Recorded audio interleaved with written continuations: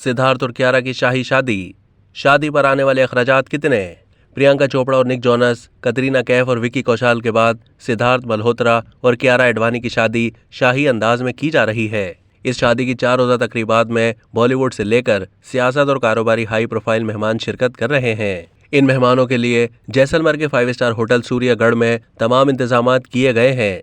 Suryagarh palace 84 कमरों, 92 bedrooms, 2 बड़े बागात, 1 मसनूई झील, 1 gym, 1 indoor swimming pool, villas और दीगर सहूलियात के साथ 2 बड़े रेस्टोरेंट पर मुश्तमिल है। डेस्टिनेशन वेडिंग के लिए अप्रैल से सितंबर के महीनों में एक दिन का खर्चा तकरीबन 1.20 करोड़ भारतीय रुपए है, जबकि अक्टूबर से मार्च तक तकरीबन 2 करोड़ रुपए योमिया वसूल किए जाते हैं। चूंकि सिद्धार्थ मल्होत्रा और कियारा एडवाणी की 4 रोजा शाही शादी की तकरीबात सयाहती सीजन के दौरान की जा रही है, इसलिए तवक्को की जा रही है कि तकरीबन 8 करोड़ भारतीय रुपए से जायद के अखराजात आएंगे।